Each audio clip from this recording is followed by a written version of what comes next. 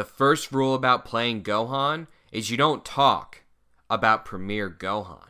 Greetings Internet, Didier here, and welcome to the 4th Awakening preview video that we have to offer you. A little bit over a week ago, Panini dropped Gohan and the Saiyan Dynamic Mastery, and these two additions to the Awakening previews surely made a huge impact. Saiyan Dynamic Mastery is one of the most unique masteries that this game has ever seen. So kicking it off here with Gohan Adept, this guy has a really interesting constant power. All of your attacks are going to be considered styled, and this power is actually on every single level of Gohan. Not only that, but whenever an ally you control is banished, you raise your anger 1. Now this is super thematic for Gohan, especially in this time, in the Cell games, because the reason that he became Ascended, the reason that he reached Super Saiyan 2 was because Cell destroyed 16 and tormented his friends with the Cell Juniors. So getting the anger off of the banishing of your own allies makes a lot of sense. He's turbocharged with 3 PUR and super strong. Surely this Gohan stack made his father proud because he's just as strong, if not stronger, than Goku. He then has a physical attack that does AT plus 2 life cards, and you may banish an ally in play. Now the May is great because you can banish your own allies to get anger. You don't have to. You can banish your opponent's allies. But the real thing that makes his power great is that it's actually considered a styled physical by his constant ability. So playing this Gohan with any mastery that triggers off of styled cards, like Ruthless, Rampaging, Perceptive, Adept, you're going to be able to activate those powers with his physical power. So you can start to see the theme of Gohan deck that you're going to want to build. And while a lot of people thought that Gohan was a little bit lackluster when he was revealed, the power of Gohan is a little bit hidden. Makes sense, right? The strongest portion of Gohan's powers is that all his attacks are considered styled.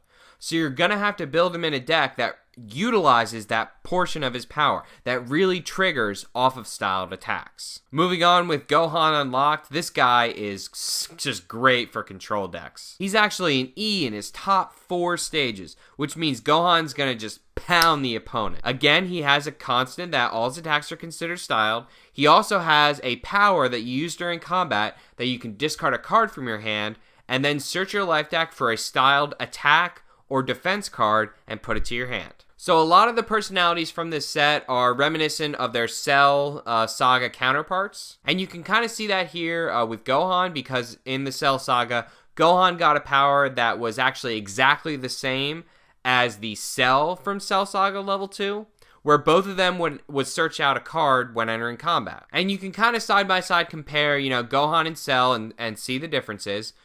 From this game, Cell searches when entering, but you actually have to banish a card from your hand, whereas Gohan has a power that you activate, meaning if you jump to this level or if you get de-leveled to this level, you're going to be able to use the power during combat. You only have to discard a card from your hand rather than banish. However, it is a little bit limited because the Cell power can get any styled card, whereas the Gohan power, it must be an attack or a defense card.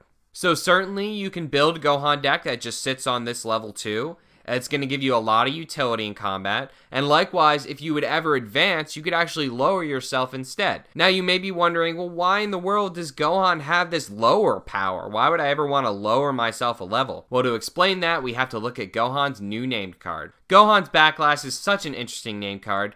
It's probably one of the most interesting named cards that has come out in the past couple sets. It's an AT life card attack that immediately may banish an ally, which again, this is reminiscent of how Gohan just obliterated all the Cell Juniors after he ascended. If this hits, you cannot win by MPPV until the start of your next turn.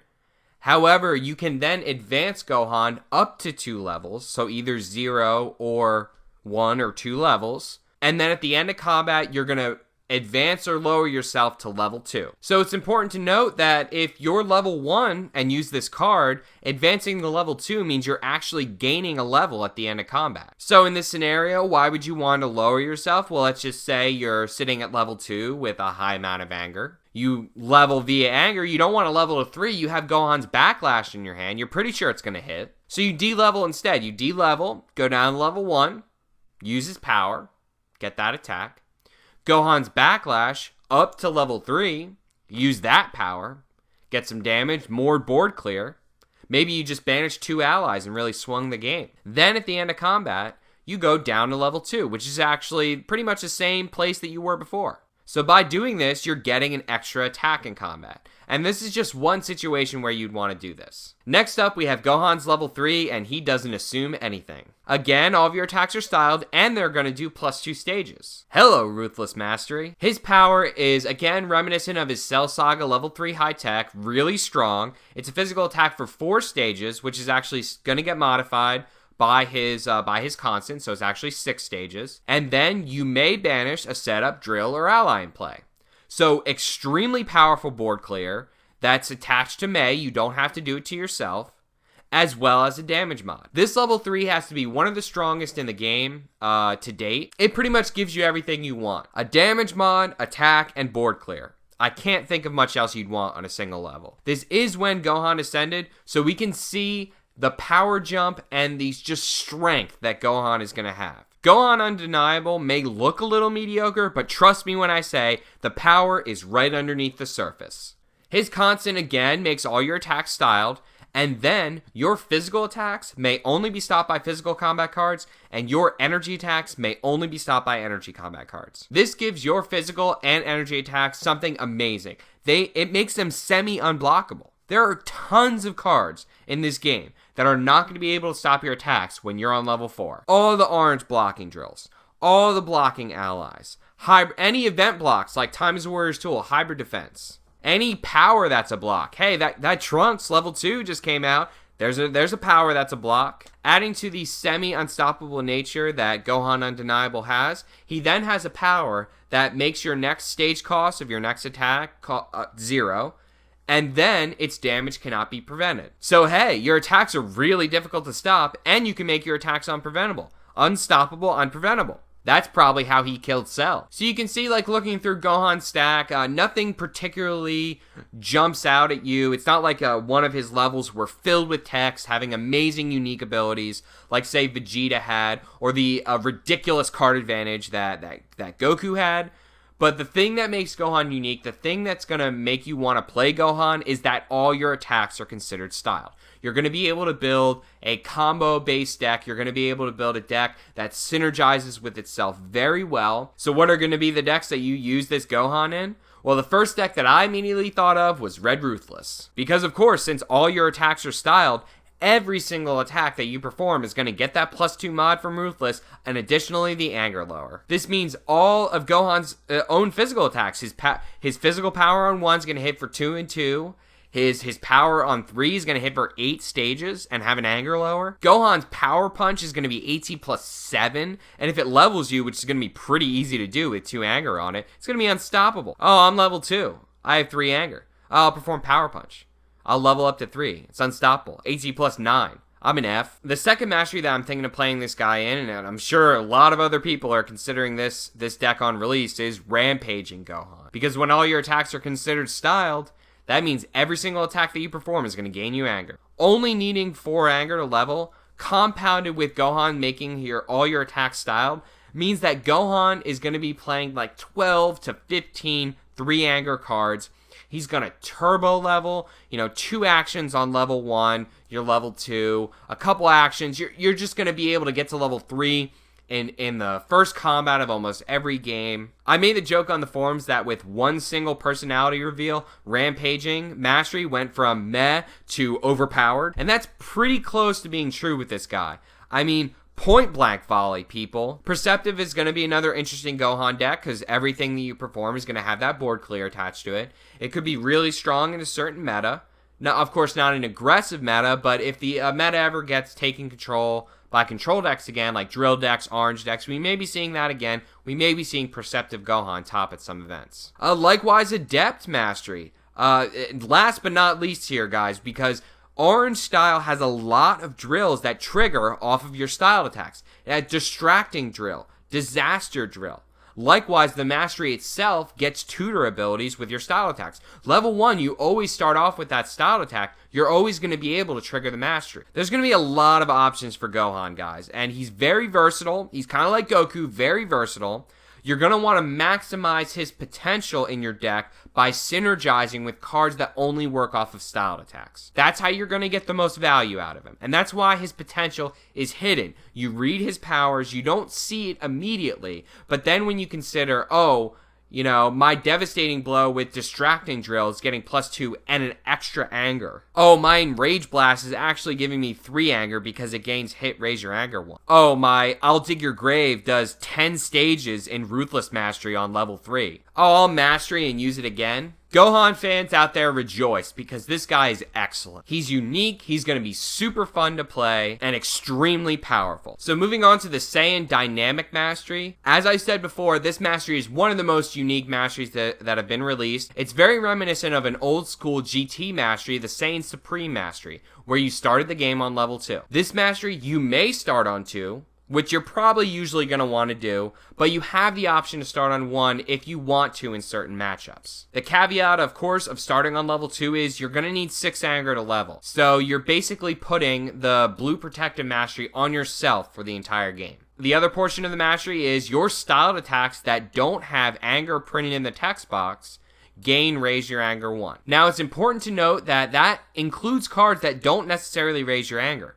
Any card with anger in the text box will not get this text added. So there have been some talk on the forums about whether or not this mastery is going to be a good MPPV mastery. And straight up, I'm going to tell you guys that no, this mastery is not for MPPV. Yes, you do start on level 2, but understand that not only do you need 6 anger to raise level, which is going to make it so easy for your opponent to control your anger. Giving your opponent that extra window of time to be able to lower your anger means you're going to have to deal with 4 anger and 5 anger lower head knocks. The 2 and 3 anger lower cards are going to be extremely powerful against this mastery. And any card that lowers you your level is going to put you that much far back. It's going to be a rough struggle to raise up from level 1 if you get lowered first turn with this mastery. Also consider that the most anger you're going to get from a card usually is around 1 anger. Because if it has anger on it already, it's not gaining additional anger. So if this mastery is not going to be used for MPPV, what's it going to be used for? Well, starting on level 2 opens up a whole new archetype of decks. We've played a lot of camp level 1 decks. You know, there's Krillin, there's Ginyu, there's Turles. There's a lot of personalities in this game that love to camp level 1. Well, now there's not just camp level 1 decks. Now, with Saiyan Dynamic Mastery, there's camp level 2 decks. You could argue that this mastery actually breaks the game, because for the remainder of the game now, I don't know if Panini had this mastery in mind when they first made personalities. I don't know if when they were making level 2s, they thought to themselves, hey, you know, guys, we're gonna make Supreme Mastery in set 7. Just need to keep this in mind that when we make these level 2s, we need to make sure we're not breaking the game. But moving forward, I'll tell you they'll have to consider that. They're not going to be able to make some ridiculously overpowered level 2 just because it's a level 2. But there are some really powerful level 2s that got a huge boost with this mastery. The first one that comes to mind for me is Cell. Cell already only needed to get to level 3 to get to level 4. So starting on level 2 means that you only need 6 anger to get to level 4. 6 anger. Saiyan Dynamic Cell is actually going to get to 4 and hit 4 faster than Leaping Kick Cell, which is just insane to me. Not only that, you're going to start at extremely powerful, you know, you're going to start in E, as well as you're going to have that toolbox. You're going to be able to tutor out any answer that you need. Ki Burst is going to get a huge jump in play with this mastery. Starting at level 2 means a first turn draw on Ki Burst means you can just activate it. Goku as well with both the drill and the ally powers. A big problem of Saiyan style with Goku was that, you know, with the ally personalities, there was nothing in Saiyan style to get them back from the banished zone. If they were banished, there's nothing really you could do about it. We'll start on that level 2 Goku with the +2 mod and the ally protection, and then just protect Chi-Chi every single combat and have a physical block on the board for the remainder of the game. Now, the only issue is because of the very slow anger gain that you're going to get with Dynamic Mastery, you probably shouldn't plan on getting higher than level 3 with Dynamic Mastery. And of course, for personalities like Villain Vegeta and Broly, that's fine. That is okay. I'm fine with having a +6 mod. I'm fine with having a +3 mod and a 7-stage physical that draws me a card.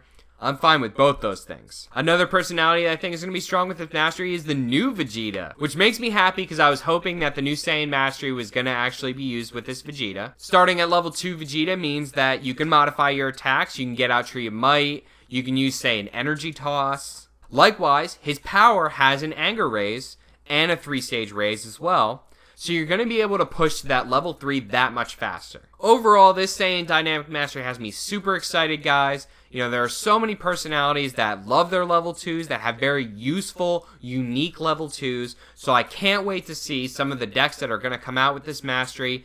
It's just a whole new world with this Saiyan Dynamic Mastery, because like I said, we play level 1 camp for a while. Level 2 camp, or starting on level 2, that's a whole new concept. So it's going to take us some time to fully realize the power and fully understand what we're going to want to do with these decks. So I hope you guys enjoyed this video. I'm super excited for Gohan, super excited for Saiyan Dynamic Mastery. And of course, you know that we're going to be releasing that Trunks video soon. So stay tuned, guys, for more Awakening previews. Please don't hesitate to hit that like button if you like this video. And as always, turn your dial to Random Number Gaming for weekly updates for the Dragon Ball Z card game.